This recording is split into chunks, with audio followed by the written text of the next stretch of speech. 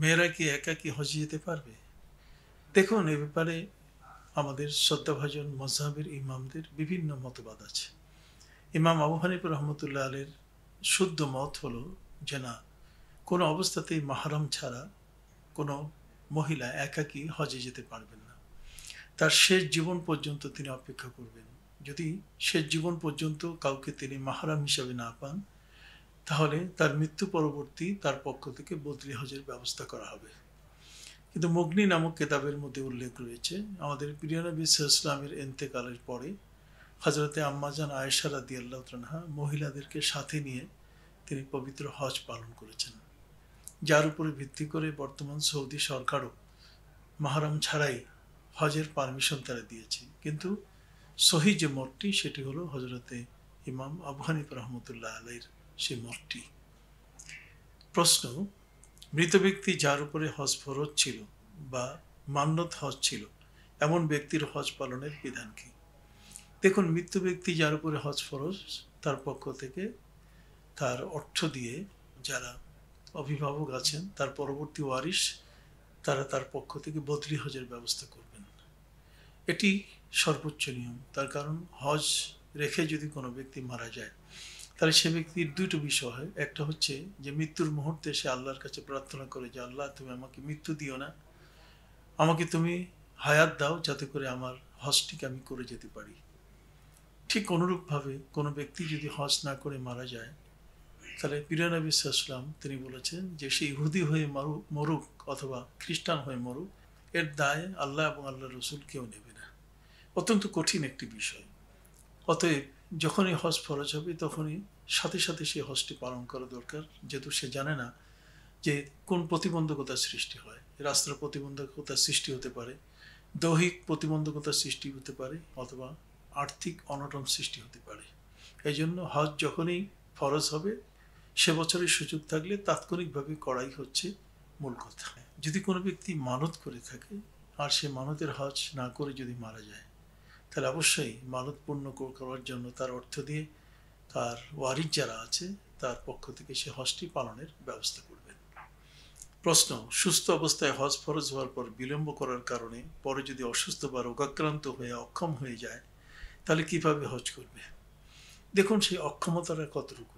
অক্ষমতাটা যদি এরকমই হয় যে ডাক্তার বলে দিয়েছেন যে তিনি আর জীবনে কখনো সুস্থ হবেন না, হজের ফরজ ইবাদতটি আদায় করার জন্য যেমন তার মুসলমান হওয়া শর্ত, পাশাপাশি দৈহিক এবং আর্থিকভাবে স্বাবলম্বী এবং সামর্থ্যবান হওয়া একান্ত প্রয়োজন।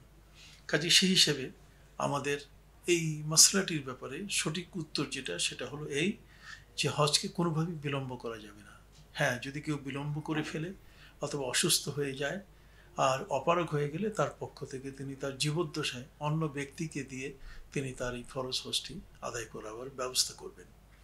প্রশ্ন, নিজে সুস্থ হওয়ার সম্ভাবনা নেই এমন অবস্থায় কাউকে পাঠিয়ে বদরি হজ করিয়ে নেওয়ার পর যদি আবার সুস্থতা ফিরে আসে, তাহলে কি নিজে আবার হজে যাওয়া লাগবে? হ্যাঁ, অবশ্যই। একজন ব্যক্তিকে মনে করা হয়েছে যে তিনি এমনভাবে অসুস্থ যে কখনো আর সুস্থ হবেন না, তার পক্ষ থেকে বদলি হজ করা হয়েছে। কিন্তু এখন দেখা গেল যে তিনি পূর্ণাঙ্গ সুস্থ হয়ে উঠেছেন এবং তার আর্থিক স্বাবলম্বিতার সৃষ্টি হয়েছে। তাহলে অবশ্যই তার নতুন করে এই ফরজ হজটি তাকে আদায় করতে হবে। আগের যে বদরি হজটি, সেটাকে সাধারণত তার পক্ষ থেকে একটি হজ বা নফল হজ হিসাবে গণ্য করা হবে। যে কেউ কি বদরি হজ করতে পারবে? অত্যন্ত চমৎকার একটি প্রশ্ন। না, যে কেউ নয়। যে ব্যক্তির সামর্থ্য নাই তাকে আপনি হজে পাঠাবেন, সেটা পাঠাতে পারেন, খুব ভালো কথা। কিন্তু হজের জন্য উত্তম ওই ব্যক্তি যায় একবার হজ করেছে। আমাদের দেশে কখনো কখনো দেখা যায় যে একজন স্বাবলম্বী ব্যক্তি যার অর্থ সামর্থ্য আছে, কিন্তু বাবা হজ করেন নাই, হজ না করে তিনি মৃত্যুবরণ করেছেন। এই জন্য তার বড় ছেলে অথবা ছেলেদের মধ্যে কেউ যার আর্থিক সামর্থ্য আছে সে বদরি হজ করছে না। যার উপরে হজ ফরজ হয়েছে তিনি প্রথম নিজের হজটি আদায় করবেন, তারপরে তার পরিবারের পক্ষ থেকে বা কোনো ব্যক্তির পক্ষ থেকে তিনি বদরি হজ আদায় করতে পারবেন। হ্যাঁ, যদি এমনটা হয় যে নিজেদের কেউ যাবে না, কিন্তু কোনো একজন আলিম ব্যক্তি অথবা অন্য কাউকে যদি পাঠাতে চায়, তাহলে বদরি হজের ক্ষেত্রে যাকে প্রেরণ করা হবে, যার উপরে হজ ফরজ নাই, সে ব্যক্তিকে প্রেরণ করলে কোনো আপত্তি নেই। বদরি হজ হলে কোনটি উত্তম, তামাত্তু, কেরান নাকি ইফরাদ? বদরি হজের জন্য উত্তম হচ্ছে ইফরাত হজ। ইফরাত হজ হচ্ছে শুধুমাত্র হজের নিয়ত করে তিনি কাবা ঘরে তার তওয়াফে কুদুম অর্থাৎ তওয়াফ সম্পাদন করবেন। এরপরে তিনি হজ পালন শেষে মাথা মুন্ডিয়ে তিনি হালাল হয়ে যাবেন, তার উপরে কুরবানি ওয়াজিব নয়। তো এই জন্য নিয়ম হচ্ছে যে হজ শুরু হওয়ার কিছুদিন আগেই তার সফর করা উচিত, যাতে করে এহরামের এই অবস্থাটি দীর্ঘক্ষণ তার কাছে না থাকে।